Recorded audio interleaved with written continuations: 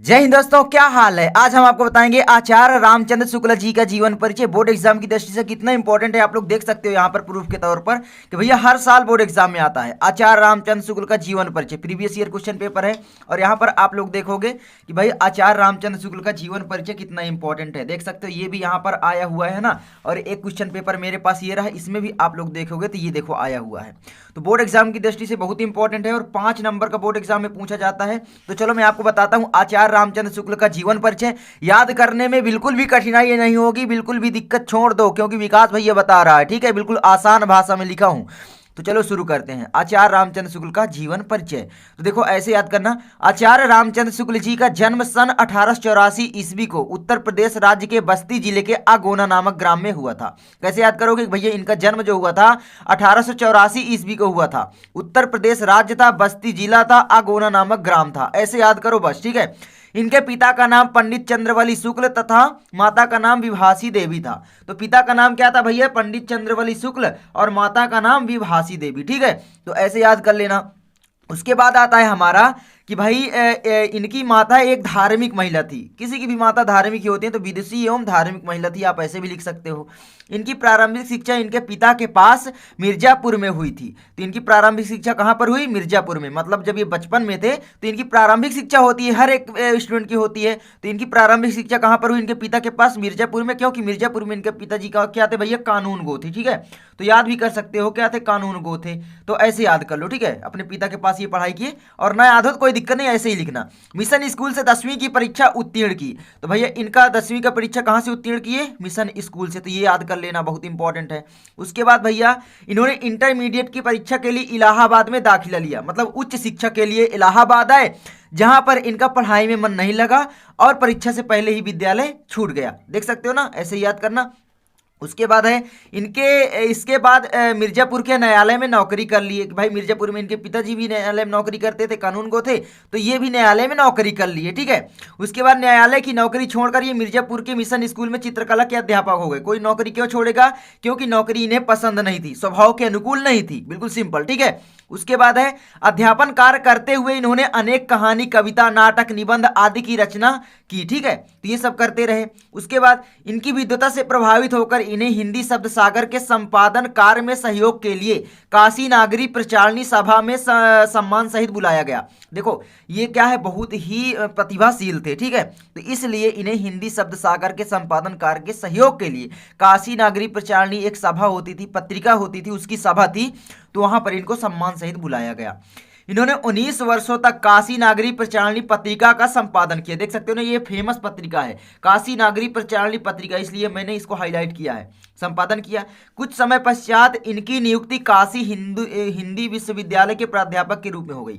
मतलब काशी के हिंदी विश्वविद्यालय जो है वहां पर प्राध्यापक के रूप में इनकी नियुक्ति हो गई, क्योंकि ये प्रतिभाशील थे भाई, है ना, के रूप में हो गई।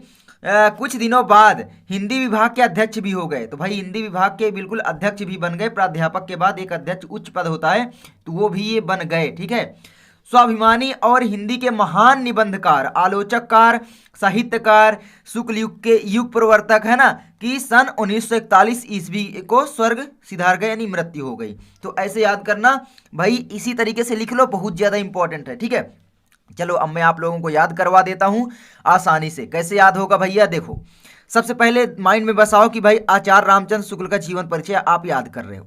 तो आचार्य रामचंद्र शुक्ल जी का जो जन्म हुआ वो 1884 ईस्वी में हुआ। उत्तर प्रदेश राज्य था, बस्ती जिले के आगोना नामक ग्राम में हुआ। इनके पिता का नाम पंडित चंद्रवली शुक्ल एवं माता का नाम विभासी देवी था। ये हाईलाइटेड पॉइंट याद रखो, इसके बाद ये सारी चीजें बनाकर लिख देना। ठीक है, और इनकी माता एक धार्मिक महिला थी। ठीक है, बिल्कुल सिंपल कि भाई धार्मिक महिला सभी की माताएं होती है, तो लिख सकते हो धार्मिक महिला थी, विदुषी एवं धार्मिक महिला। इनकी प्रारंभिक शिक्षा इनके पिता के पास मिर्जापुर में हुई, क्योंकि मिर्जापुर में इनके पिताजी क्या थे, कानून गो की नौकरी में थे, तो इसलिए इनकी प्रारंभिक शिक्षा इनके पिताजी के पास मिर्जापुर में हुई। आई होप समझ रहे होंगे। मिशन स्कूल से 10वीं की परीक्षा उत्तीर्ण की है। ठीक है, उसके बाद इन्होंने इंटरमीडिएट की परीक्षा के लिए इलाहाबाद में दाखिला लिया। मतलब उच्च शिक्षा के लिए इलाहाबाद में दाखिला लिया, इलाहाबाद आए, ठीक है। 10वीं की परीक्षा मिशन स्कूल से उत्तीर्ण किए थे और उच्च शिक्षा के लिए इलाहाबाद आए, लेकिन परीक्षा से पहले ही विद्यालय छूट गया क्योंकि ये गणित में कमजोर थे और इनका मतलब उच्च शिक्षा के लिए मन नहीं लगा, ठीक है। इसके बाद इन्होंने मिर्जापुर के न्यायालय में नौकरी कर ली, देख सकते हो ना, मिर्जापुर के न्यायालय में, क्योंकि मिर्जापुर में इनके पिताजी कानून को थे तो वहीं पर न्यायालय में नौकरी कर ली, ठीक है। उसके बाद क्या है, न्यायालय की नौकरी छोड़कर ये मिर्जापुर के मिशन स्कूल में चित्रकला के अध्यापक हो गए। अब याद रखना, मिशन स्कूल जो है यहाँ से इन्होंने 10वीं की परीक्षा उत्तीर्ण की थी, ठीक है, क्या है 10वीं की परीक्षा, और उसी स्कूल में क्या हुए, चित्रकला के अध्यापक हो गए, ठीक है। उसके बाद भैया अध्यापन कार्य करते हुए इन्होंने अनेक कहानी, कविता, नाटक, निबंध आदि की रचना करते रहे। अब देखो, जब ये अध्यापन कार्य कर ही रहे थे उसी बीच ये क्या है, नाटक, कहानी, कविता, ये सब कुछ लिखा करते थे। आलोचना कह लो, क्योंकि ये बहुत ही मतलब मस्त आलोचक थे, कह लो बहुत अच्छे आलोचक थे, ठीक है। तो ये आलोचक कार्य भी थे, तो लिख सकते हो कि भाई आलोचना भी लिखते थे, क्योंकि आगे भी इंपॉर्टेंट है, मैं बताऊंगा, ठीक है।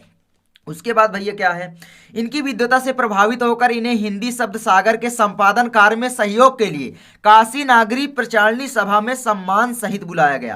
देखो, काशी नागरी प्रचारणी सभा क्या थी भैया, काशी नागरी प्रचारणी पत्रिका जो थी पहले, उसकी एक सभा थी, वहां पर इनको सम्मान सहित बुलाया गया क्योंकि ये बहुत ही प्रतिभाशील थे, ठीक है, बहुत ही मेहनती थे इस तरीके से, तो इसलिए इन्हें बुलाया गया काशी नागरी प्रचारणी सभा में। फिर ये क्या है, 19 वर्षों तक काशी नागरी प्रचारणी पत्रिका का संपादन करते रहे, ठीक है। कुछ समय पश्चात इनकी नियुक्ति काशी हिंदी विश्वविद्यालय के प्राध्यापक के रूप में हो गई। उसके बाद क्या हुआ, कुछ दिनों बाद ये हिंदी विभाग के अध्यक्ष भी बन गए। कहाँ पर भैया, हिंदी विश्वविद्यालय में, ठीक है, एक अध्यक्ष पद भी होता है ना प्राध्यापक के ऊपर। उसके बाद स्वाभिमानी और हिंदी के महान निबंधकार, शुक्ल युग के युग प्रवर्तक आप कह सकते हो, ठीक है, क्या है, शुक्ल युग के युग प्रवर्तक, तो महान निबंधकार, शुक्ल युग के युग प्रवर्तक और महान आलोचककार, साहित्यकार, सन 1941 ईस्वी को स्वर्ग सिधार गए। नहीं, इनकी मृत्यु कब हुई थी, 1941 ईस्वी, ऐसे याद कर लो, आसानी से याद हो जाएगा। अब देखो, 3 नंबर तो तुम्हें जीवन परिचय लिखने के मिल जाएंगे, अब 2 नंबर तुम्हें रचनाएं लिखने के मिलेंगे, तो वो मैं आप लोगों को बता देता हूं, ठीक है। तो ये देखो, ऐसे रचनाएं याद कर लो भैया, इनकी महत्वपूर्ण रचनाएं बिल्कुल ऐसे ही लिखना कि भाई महत्वपूर्ण रचनाएं। सबसे पहले इनके इंपॉर्टेंट निबंध है भैया, चिंतामणि और विचार भी थी, ये इनके इंपॉर्टेंट निबंध हैं। उसके बाद आलोचना में याद रखना कि भाई रस मीमांसा, त्रिवेणी और सूरदास, ये इनकी आलोचनाएं हैं, याद कर लेना। ये रचनाएं पूछी भी जाती हैं बोर्ड एग्जाम में कि भाई रस मीमांसा किस विधा की रचना है या किसकी है। उसके बाद कहानी, 11 वर्ष का समय एक इनकी कहानी थी, ये भी याद कर लेना। और इतिहास में हिंदी साहित्य का इतिहास इनकी एक रचना है, उसको भी याद कर लेना, बहुत ज्यादा इंपॉर्टेंट है, ठीक है।